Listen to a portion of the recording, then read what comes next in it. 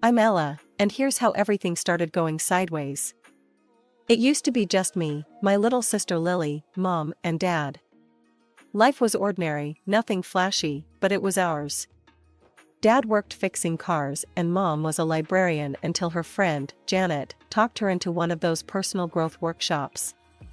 It didn't take long for that to flip everything upside down. I remember the evening it all changed. We were sitting around the dinner table, a mix of laughter and the clinking of dishes filling the room. Dad had just cracked a joke about his day at the shop when Mom dropped her news. "I'm quitting my job at the library," she announced, reaching for the mashed potatoes as if she hadn't just dropped a bombshell. Dad paused, his fork halfway to his mouth. "Quit? Why the hell would you quit now, Karen?" Mom's eyes lit up with that scary kind of excitement. "I met some people at the seminar. They're into stock trading, real estate, all sorts of investments that could make us real money, not just pennies." "You're talking about gambling with our savings, Karen.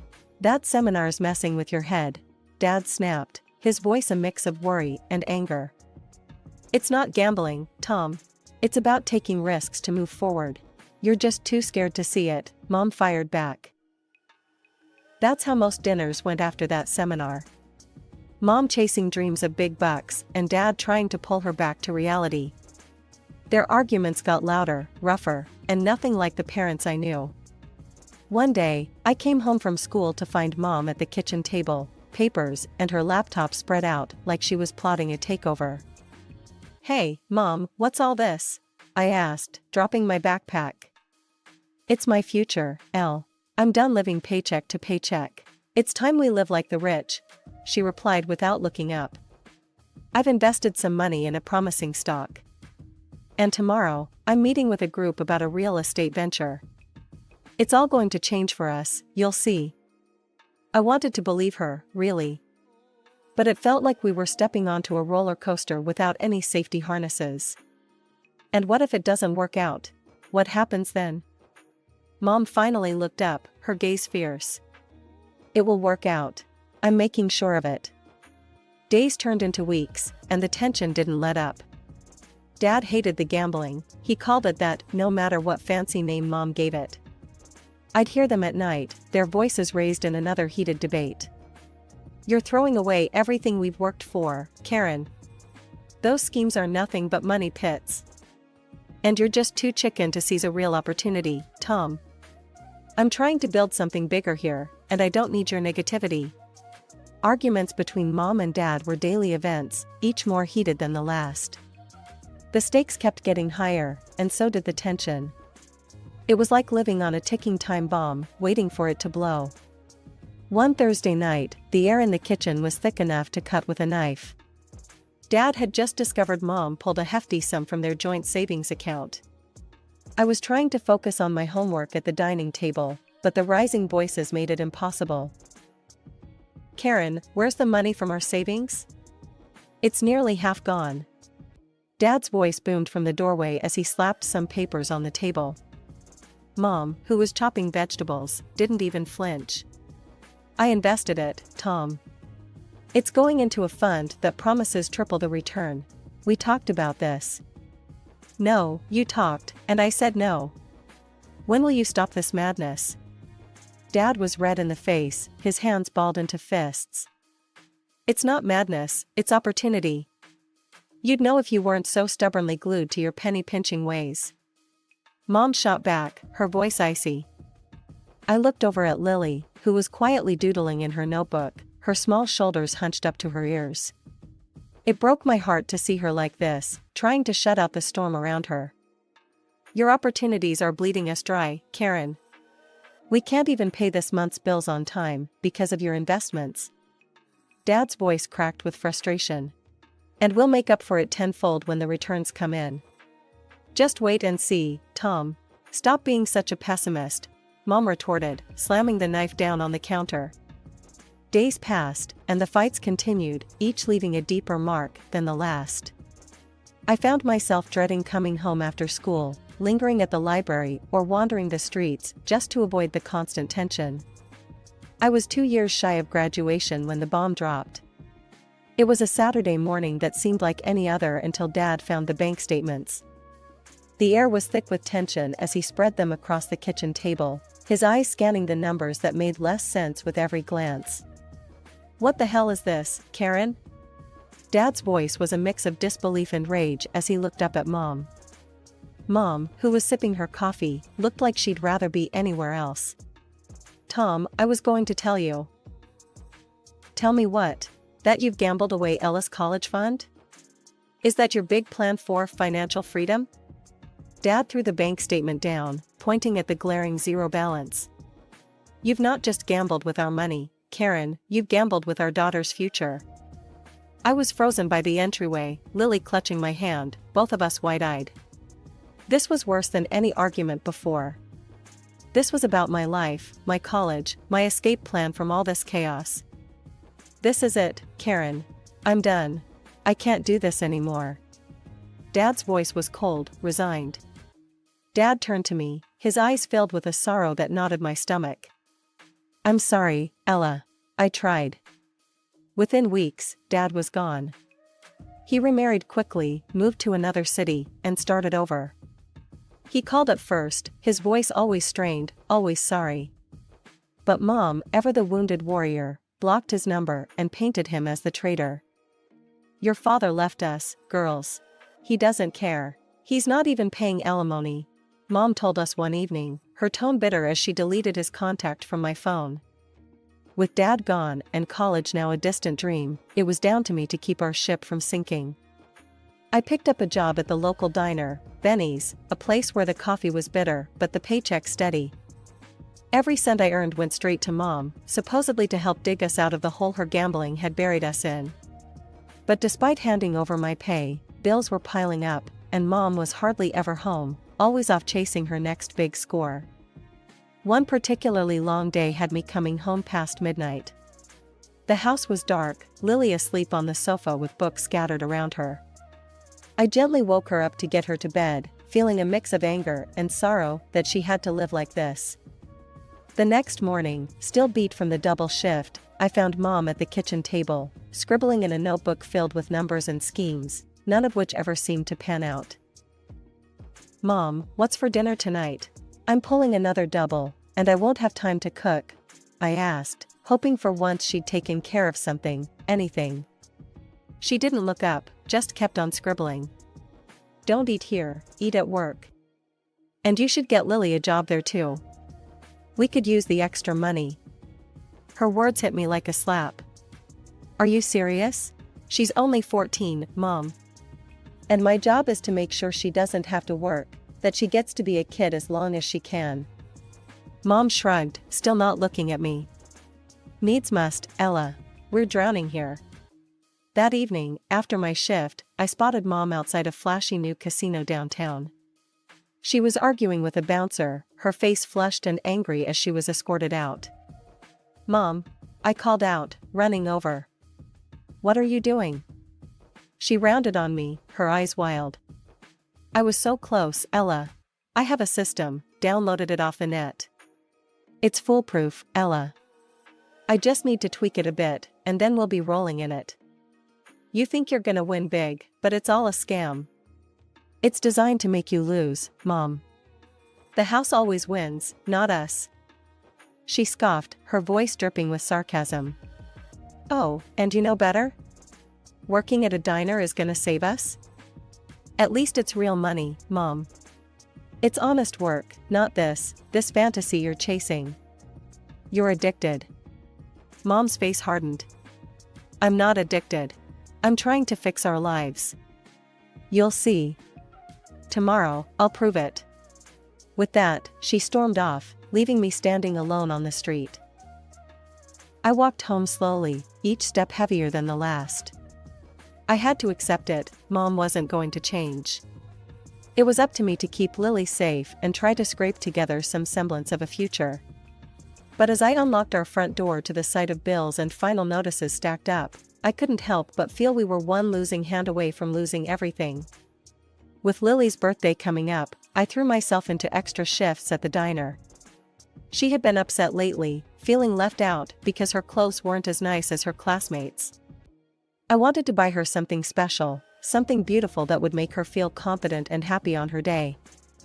I had a little box, a plain, old shoebox, where I stashed away every extra dollar I could spare. I hid it well under my bed, buried beneath winter clothes and old notebooks. It was supposed to be a surprise, a good surprise, not like the ones Mom kept springing on us. 2 days before Lily's birthday, while I was at work, I got a frantic text from her. It just read, "Come home now, it's Mom." My stomach dropped. I swapped shifts with a friend and rushed home, my mind racing with what could have gone wrong this time. I arrived to shouting. The front door was open, and I could hear Mom's voice booming from inside my room. As I stepped in, the scene before me was chaos. Clothes and papers were strewn everywhere, and there was Mom, holding the shoebox, her face twisted in anger. "You selfish little rat," Mom was screaming as I walked in. "Stealing from your own family, hoarding money like it's all yours." "What? No, Mom, let me explain," I tried, but she cut me off. "Explain? Explain how you hide money while we're drowning in debt. You think you're better than me? That you can just do whatever you want? That money was for Lily, for her birthday." I shouted back, trying to make her understand, but it was like talking to a storm. Lily was crying by the doorway, her small frame shaking. "Mom, please, Ella was doing it for me, for my birthday." Mom turned on her, eyes blazing. "Oh, so you knew? Great. Both my daughters are conspiring against me. What a great family I have." "It's not like that, Mom. We just wanted..." Lily tried to speak, but Mom wasn't having any of it. "I can't trust either of you."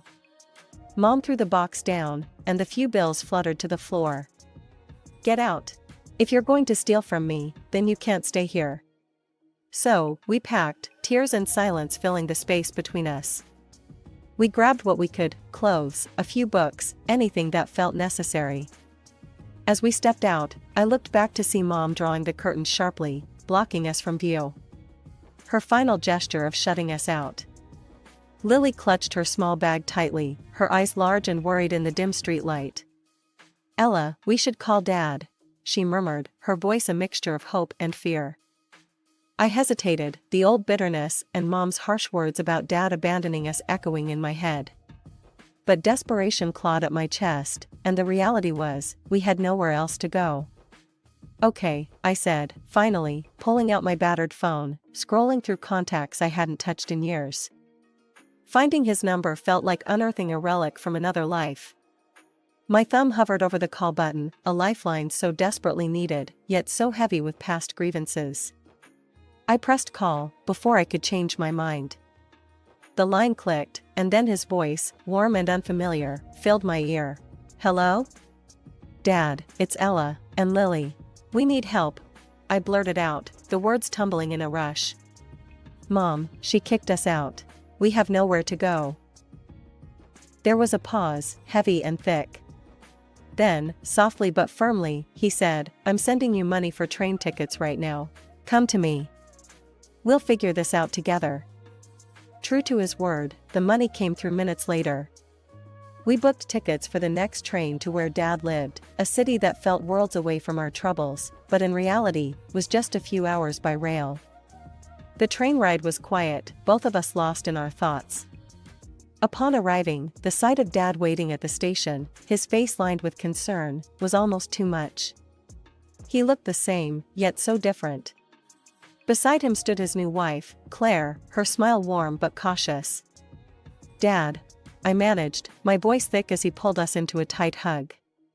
"Let's get you girls home," he said, leading us to his car. At the house, a modest but welcoming place, we sat down in the living room, the air filled with the scent of freshly brewed coffee. Dad's wife excused herself, leaving us to talk. It was then, in the soft light of the living room, that we poured out everything, the fights, the schemes, the eviction. Dad listened, his expression growing darker with each word. When we finished, he was silent for a long moment. Then he reached out, taking both my hands in his. "I didn't know," he said quietly, his voice heavy with guilt. I've been sending money for alimony and your education every month. I had no idea that you were going through all this. Lily and I exchanged glances, the pieces clicking into place, the missing money, the lies.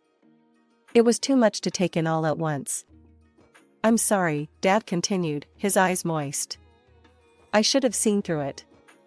I should have been there. It's not your fault, Dad, I said, feeling the weight lift slightly with each word spoken.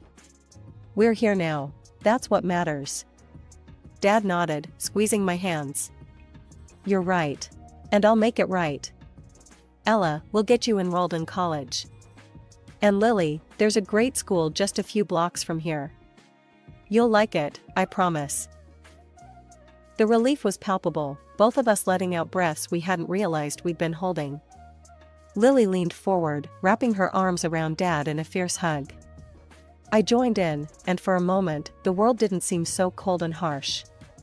The next morning, gathered around the breakfast table in Dad's kitchen, the sunlight spilled over like a promise. Claire, who I learned was a lawyer, brewed coffee while chatting about the local school system, her voice smooth and reassuring. So, you girls will be needing some guidance, Claire began, pouring herself a cup. Your fathers told me everything, and I want you to know I'm here to help, legally, personally, whatever you need. Lily, munching on her toast, looked up with a hopeful glance. Does that mean you can stop Mom from? Her voice trailed off, but the question hung in the air, heavy and fraught with past pains. Claire set down her coffee, her expression serious yet kind. Yes, Lily. I'm going to make sure she can't pull you back into that mess. We're filing for full custody and ensuring the alimony will no longer fall into unreliable hands.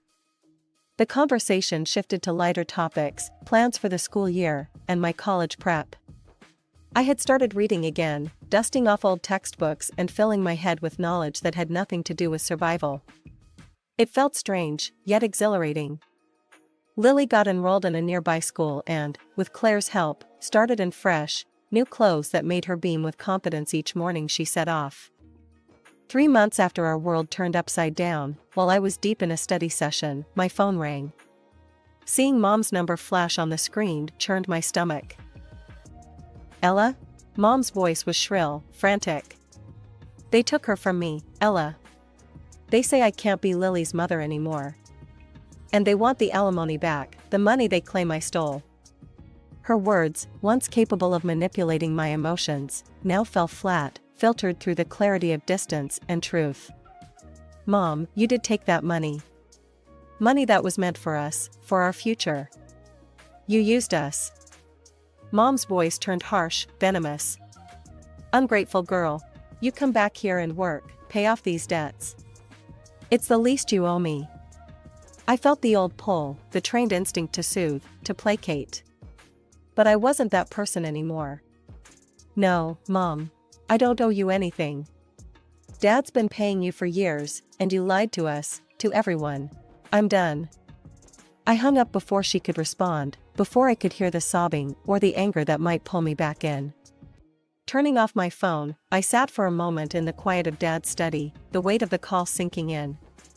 I'd stood up for myself, for Lily. It was a new feeling, scary but empowering.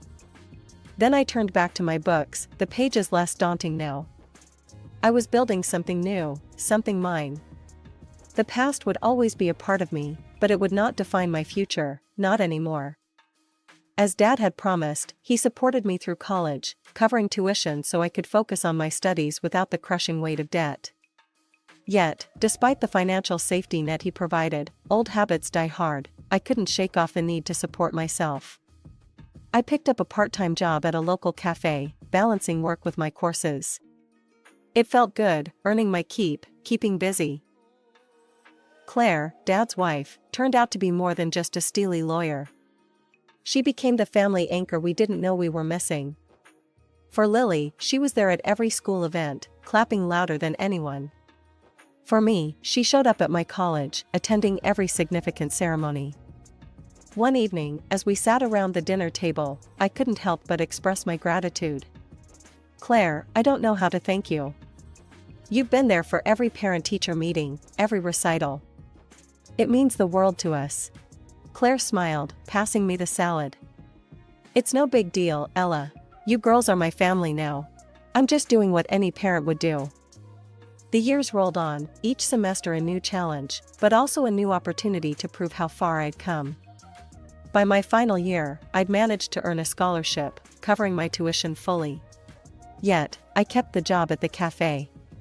Not just for the money, but for the sense of normalcy it gave me. One morning, while wiping down tables before opening, my boss, Jerry, a gruff man who'd run the cafe for decades, nodded approvingly at me. You're one of the good ones, Ella. Always pushing, always striving. Proud to have you here. Thanks, Jerry. It's been good for me, you know? Keeps me grounded.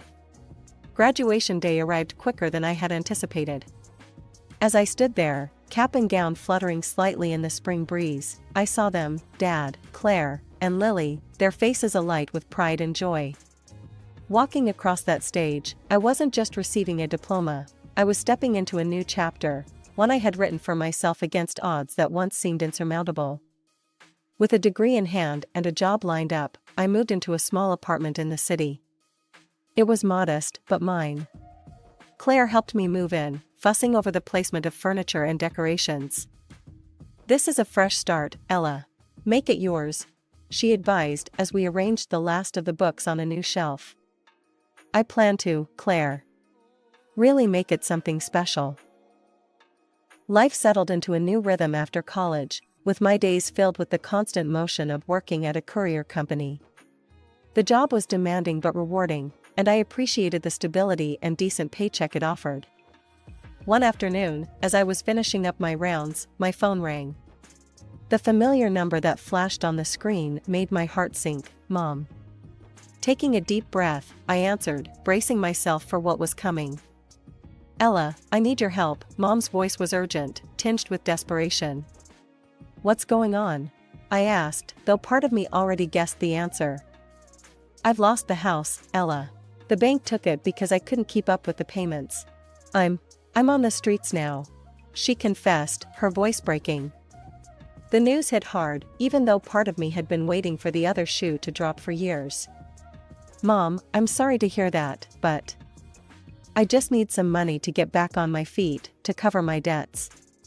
You can help me, can't you? Her voice was pleading now, the familiar cadence of manipulation threading through her words. I paused, the weight of our past and her choices pressing down on me. Mom, I can help you get treatment for your gambling. That's what you need, not more money to chase your losses. Her response was immediate and visceral, laced with anger. You ungrateful brat. After all I've done for you, you'd let your own mother live on the streets? Mom, that's not fair, and you know it. I'm offering real help. Please, take it.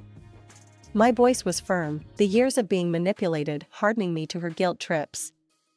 She cursed, venom pouring through the line, every word sharper than the last. I held the phone away from my ear, her fury a stark reminder of why we'd drifted so far apart.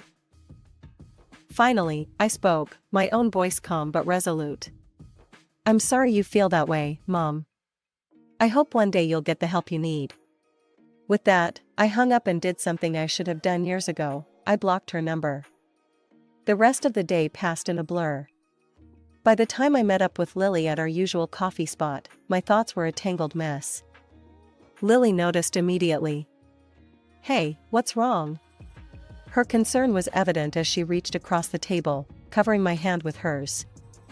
It's Mom, I began, and poured out the entire conversation, her demands, her fury, and my decision to finally cut ties. Lily was quiet for a long moment after I finished, her expression thoughtful. Then, she squeezed my hand gently. You did the right thing, Ella. It's hard, but it's right. She's not the person we once loved. She's made her choices. I nodded, feeling the truth of her words. It hurts, Lil. It feels like I'm abandoning her, but I know she's abandoned herself a long time ago. Sometimes, the hardest decisions are the ones that save us, Lily said softly, wisdom beyond her years in her eyes. You're choosing not to drown with her. We have our own lives to live. Her words settled something deep within me. I was tired of the cycle of hope and disappointment that came with every call from Mom. It was time to break free, to truly start anew. As we left the coffee shop, the evening air felt fresher, lighter, as if an affirmation of my decision. I knew the road wouldn't always be smooth, but I was ready to face it head-on, to build, dream, and believe in the best of what was yet to come.